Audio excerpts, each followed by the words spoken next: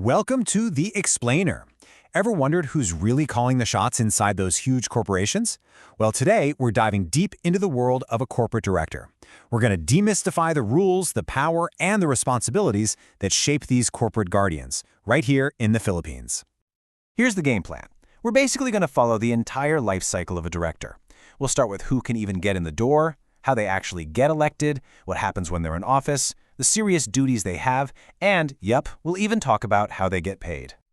So really, what does it take? To be responsible for a company worth billions.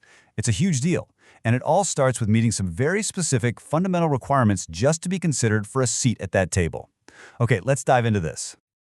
Our journey begins at the very first gate, qualification. Who even has the right stuff to become one of these corporate guardians? Let's break down the foundational rules. Okay, first things first, it's not a one-size-fits-all situation. For a regular stock corporation, you're called a director, and the big rule is you have to own at least one share of stock. But for a non-stock corporation, you're a trustee, and you just need to be a member. Notice the term length, too. Directors are up for re-election every single year, while trustees can have a term of up to 3 years. And when I say that ownership rule is strict, I mean it is absolute. Cases like Tang v. Tang have made this crystal clear. The very second you no longer own that single share, poof, you automatically stop being a director. It's not a negotiation, it's immediate. Now, for some of the bigger companies, there's a really special role called the independent director. Think of this person as the unbiased conscience of the boardroom. Their whole job is to provide a fresh perspective, completely free from any business ties that could, cloud their judgment. And this isn't just a nice-to-have. For corporations that have a major public interest, we're talking publicly listed companies, banks, insurance firms, the law is firm. At least 20%, that's 1/5 of their board, must be independent directors. It's not negotiable. So it's not just about who qualifies, it's also about who gets kicked out of the running. And there's a pretty easy way to remember the big reasons for disqualification. Just think CAF. C for being convicted of a serious crime, A for being found administratively liable for fraud, and F for a finding by a foreign court for similar stuff. This quote from the famous Gokongwei case really hits the nail on the head. It's all about loyalty. A director's first, last, and only loyalty must be to the corporation they serve. That's why a company can legally put in its bylaws that a director from a competitor can't join their board. You just can't serve two masters who are at war with each other. Okay, so let's say we have a candidate. They're qualified, they're not disqualified. So how do they actually get elected and take a seat at the big table? This is where the voting mechanics come in. For stock corporations, there are two main ways this goes down. Straight voting is, well, pretty straightforward. One share, one vote for each director you want to elect. But then you have cumulative voting. Now this is a game changer. It allows a shareholder, even a small one, to take all their votes and dump them on a single candidate, which hugely boosts the chance for minority shareholders to get a voice on the board. And once the election is over and the winners are announced, a stopwatch starts. The corporation has exactly 30 days, not a day more, to get the official results reported to the Securities and Exchange Commission, the SEC. All right, our director has been elected. They're in. So now what? How long do they serve? And what happens if someone leaves unexpectedly? Let's talk about their term in office and how vacancies are handled. So here's a really key concept you gotta know, the holdover principle. It's basically a safety net. It means a director doesn't just vanish when their one-year term ends. They stay on, they hold over to make sure there's no leadership vacuum until their successor is officially elected and ready to take over. Now, if a seat on the board suddenly becomes empty, who gets to fill it? Well, it all depends on why it's empty.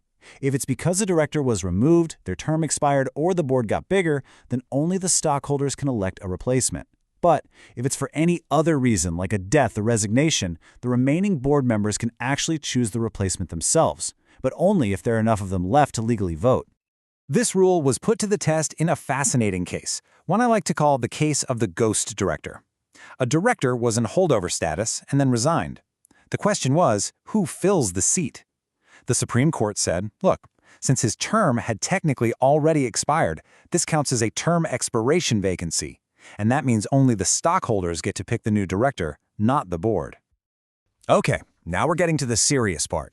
Being on a board isn't just about power and prestige. It's a high-stakes tightrope walk, constantly balancing the power to make huge decisions with an immense amount of responsibility.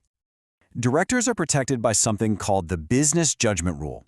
You can think of it like a legal shield. It means that if they make a decision in good faith and with due care that ends up being a bad business move, they can't be held personally liable. It protects them from being punished for honest mistakes. But, and this is a very big but, that shield is not indestructible. It shatters if a director breaks their duty of loyalty. Under what's called the doctrine of corporate opportunity, if a director sees a business deal that should belong to the company and takes it for themselves, they have to give back every single cent of profit they made from it. And finally, let's take a peek inside the inner circle. We're talking about the corporate officers who run the company day to day, and of course, the rules around how everyone, both directors and officers, gets paid. Every single corporation has to have, at a minimum, a president, a treasurer, and a secretary. And each role has its own requirements. For example, the president has to also be a director. And an interesting point from the Kazera versus Broadcom case is that you're only a corporate officer if your job's actually listed in the company's bylaws. And to make sure there are proper checks and balances, the law draws a very clear line in the sand. The same person who holds the title of president cannot, at the same time, be the corporate secretary or the corporate treasurer. You can't wear both of those hats. When it comes to director pay, this is the number to remember: 10%.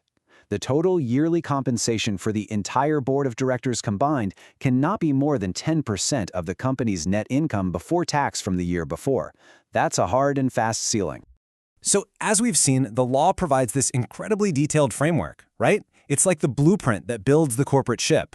But from the business judgment rule to the doctrine of corporate opportunity, it's clear that so much of it really boils down to good faith, loyalty, and sound judgment.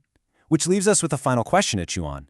For these corporate guardians, what really matters more, the rules that build the ship or the judgment that has to steer it through the storm?